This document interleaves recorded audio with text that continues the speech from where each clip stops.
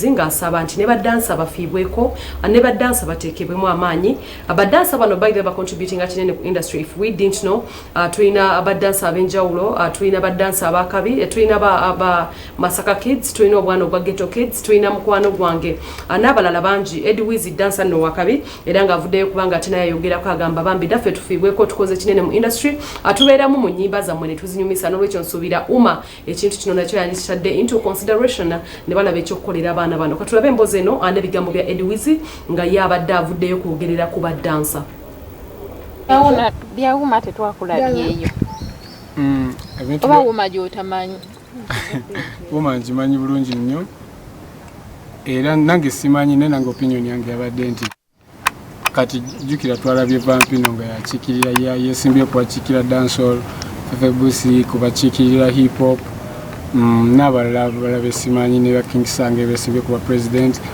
mbadde nsaba singa kisoboka naffe batereka ka segment kabadansa kuba naffe tugwa mu category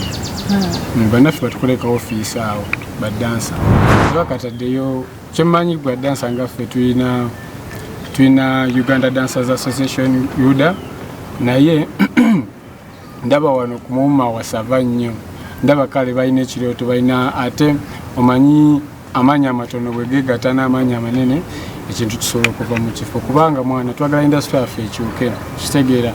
industry eruddewo nga tetufuna kye tulina kufuna copyright tetufuna sente zaffe kubanga batunyonyoddemu mbwawo ne kola tune omuntu service provider ali mu kugaba kola tune afuna kya 70% artist ate nafuna 30%. Ekyo kiba kifu so ebintu ebimu byetunulidde nti singa naffe kale singa bikyuka mu Uganda osanga naffe twandikyusa obulamu nga bannayuganda ate abasanyusa bannayuganda bategese ebintu byawuma erimu abasosoleddwa ekisokera ddala nze president wange gwe nnonzeera gwe nnondera gwe singa nfuna omukisa gw'okumusayiningirako nange mba ngenda musayiningirako nze ndi King Saha kitegeero olw'ensonga nti alaga nti muvubuka era tukimanyi nti muvubuka kitegeeza obwongo bw'ekivubuka ennaku zino bwe buliko kitegeera abavubuka bategeera nnyo omuvubuka beera naye esobola okukyusa industry kitegeera so mbadde nsaba tuwe omukisa King Saha atuvugemu kitegeera nga ba-entertainers abali mu Uganda era obaka bwempa abantu bonna nti bannange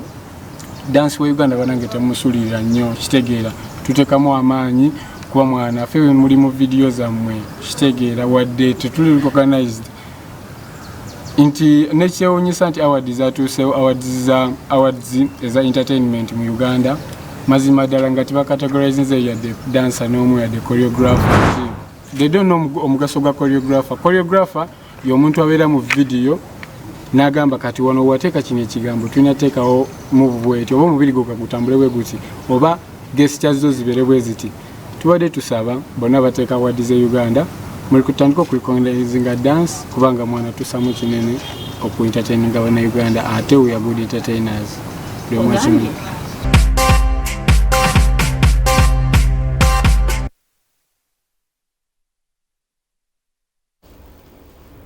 Okay. Of reason nina kayimba akabadde kambeera ku mutwe era nga bwengenda ku TikTok era wembikula amaso bwenti ngendo olabanga Betty ataddeyo eno jenza lwolusiklo cementum